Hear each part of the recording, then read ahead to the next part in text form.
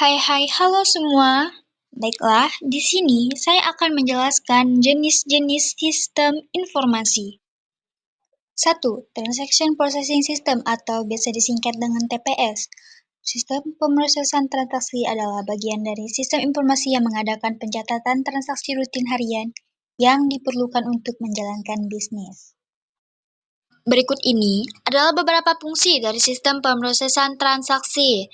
Yang pertama, mencatat setiap transaksi yang terjadi dalam perusahaan. Tidak hanya transaksi jual beli, tetapi juga berbagai perubahan data. Misalnya, perubahan harga jual barang dagang.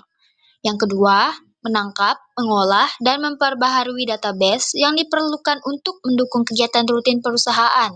Dan yang terakhir, menyediakan informasi atas kegiatan operasional dengan akurat dan tepat waktu.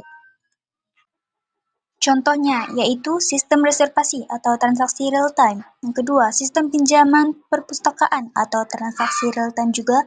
Dan ketiga, pembuatan tagihan atau batch. Dan yang terakhir yaitu transaksi-transaksi penjualan kartu kredit. 2. Manajemen Information System. Manajemen Information System dapat didefinisikan sebagai sistem informasi yang menyediakan informasi untuk pengguna dengan kebutuhan yang sama. Tujuan utama sistem informasi manajemen adalah untuk memberikan informasi yang dibutuhkan manajer untuk mengambil keputusan dengan menyelesaikan masalah. Sistem informasi manajemen didukung oleh database perusahaan yang mencakup data yang dihasilkan oleh pemrosesan transaksi. Sebuah sistem informasi manajemen mengandung elemen-elemen fisik sebagai berikut. Yang pertama, perangkat keras komputer.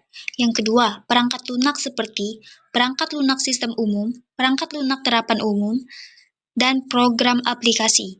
3. Database, atau data yang tersimpan dalam media penyimpanan komputer. 4. Prosedur. 5. Petugas pengoperasian. Yang ketiga, Decision Support System. Decision Support System adalah sistem informasi yang dirancang untuk membantu pengambilan keputusan dengan organisasi. Manfaatnya, mempercepat proses pengambilan keputusan. DSS memiliki kemampuan sebagai berikut. 1. Analisa what if merupakan analisa dengan membuat perubahan terhadap variabel atau hubungan antara variabel dan mengamati perubahan yang dihasilkan dalam nilai variabel lainnya. 2. Analisa sensitivitas merupakan analisa dengan membuat perubahan pada satu variabel secara berulang-ulang dan mengamati hasil perubahan pada variabel lainnya. 3. Analisa goal seeking merupakan analisa dengan menentukan nilai target secara spesifik pada sebuah variabel lalu mengubah variabel lainnya secara berulang hingga nilai target tercapai. 4. Enterprise Resource Planning (ERP) atau Enterprise Resource Planning adalah suatu model sistem informasi yang memungkinkan organisasi untuk mengotomatis dan mengintegrasikan proses-proses bisnis utamanya. ERP memecah kebuntuan berbagai hambatan fungsional tradisional dalam organisasi dengan cara memfasilitasi sharing atau berbagi data, berbagai aliran informasi, dan mengenalkan atau menyalurkan praktik-praktik bisnis yang umum di antara semua pengguna dalam organisasi. Contoh sistem ERP. Adapun salah satu contoh dari sistem ERP yaitu Odoo ERP. Odoo ERP, aplikasi ERP yang didirikan oleh Fabian Pinkers pada tahun 2002 di Belgia dengan menggunakan perusahaan OpenAIS SA.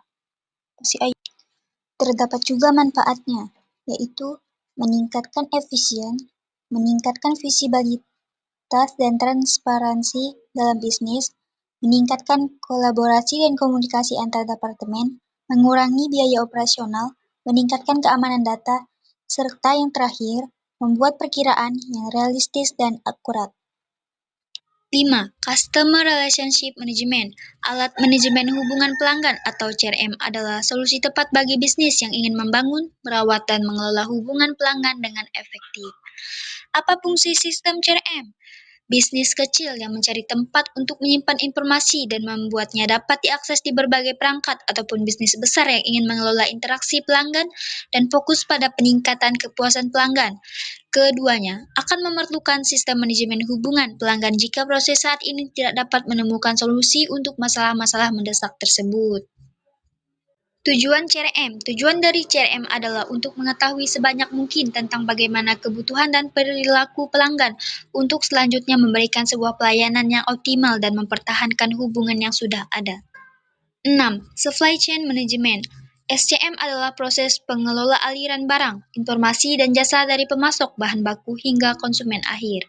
Tugas Supply Chain Management adalah memenuhi permintaan pelanggan, mengurangi biaya operasional, meningkatkan efisien operasional, memaksimalkan nilai tambah, meningkatkan keunggulan kompetitif, mendukung keberlanjutan. Apa manfaat dari supply chain management? Yaitu manfaatnya. Yang pertama, kepuasan konsumen. Prinsipnya adalah membuat konsumen tetap setia dengan kepuasan pelayanan yang diberikan perusahaan. Yang kedua, tingkatkan pendapatan dan laba. Berkaitan dengan sebelumnya, semakin banyak pelanggan setia, maka dampaknya akan meningkatkan pendapatan perusahaan tersebut juga, sehingga laba juga akan selaras meningkat. 7. Executive Information System atau EIS. Pengertian Sistem Informasi Eksekutif. Sistem Informasi Eksekutif atau SIE atau dalam bahasa Inggris disebut juga dengan Executive Information System atau EIS, merupakan salah satu sistem informasi manajemen yang berfungsi untuk memudahkan pembuatan keputusan yang dibutuhkan oleh pihak eksekutif senior. Tujuan utama dari pembuatan tersebut adalah untuk memaketkan data perusahaan serta menyediakan data statistik terikat riset pasar untuk membuat keputusan yang paling tepat. Karakteristik dari penerapan sistem informasi eksekutif. Yang pertama, drill down. Karakteristik dari drill down sendiri merupakan kumpulan poin dan pas setiap poinnya. Tersedia penjelasan secara detail mengenai deskripsi lengkapnya. Yang kedua, faktor pendukung keberhasilan. Segala bentuk informasi harus menjadi bahan pertimbangan khusus untuk dapat mencapai visi dan misi sebuah perusahaan. Pertimbangan tersebut meliputi strategi operasional dari perusahaan yang meliputi aspek lingkungan, industri, dan organisasi. 8. Knowledge Management System. Knowledge Management System adalah sebuah alat berbasis digital yang digunakan untuk membantu pengelolaan dokumen yang berisi pengetahuan mengenai informasi umum sebuah organisasi atau perusahaan.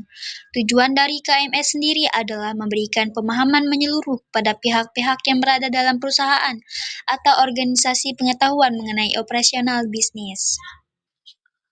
Beberapa jenis sistem knowledge management adalah: yang pertama, dokumen tertulis; yang kedua, program pelatihan; yang ketiga, social network tools; yang keempat, sistem manajemen konten; yang kelima, sistem manajemen dokumen.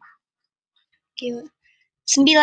Geographic Information System atau GIS adalah sistem komputer yang digunakan untuk memasukkan, menyimpan, memeriksa, mengintegrasikan, memanipulasi, menganalisis, dan menampilkan data yang berhubungan dengan posisi-posisi di permukaan bumi.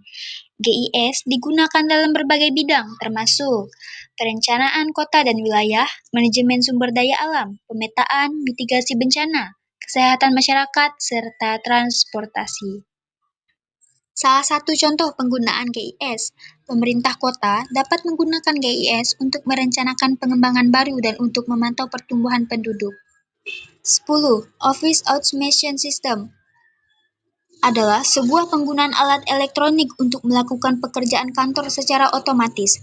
Fungsi penggunaan Office Automation System yang utama itu adalah untuk membantu mendukung pekerjaan perusahaan yang memiliki lingkup kerja yang. Kelebihan dan kekurangan Office Automation System atau OAS. Kelebihannya yaitu meningkatkan efisien operasional. Salah satu kelebihan utama OAS adalah kemampuannya untuk meningkatkan efisien operasional dengan mengotomatiskan tugas-tugas kantor yang rutin, seperti manajemen dokumen atau manajemen jadwal. Organisasi dapat menghemat waktu dan sumber daya yang berharga. Kekurangannya yaitu biaya implementasi awal. Pengadaan dan implementasi OAS dapat memerlukan investasi awal yang signifikan. Ini mencakup biaya perangkat lunak, perangkat keras, pelatihan karyawan, dan integrasi dengan sistem yang sudah ada. Oke, sekian penjelasan sedikit tentang jenis-jenis sistem informasi. Oke, sekian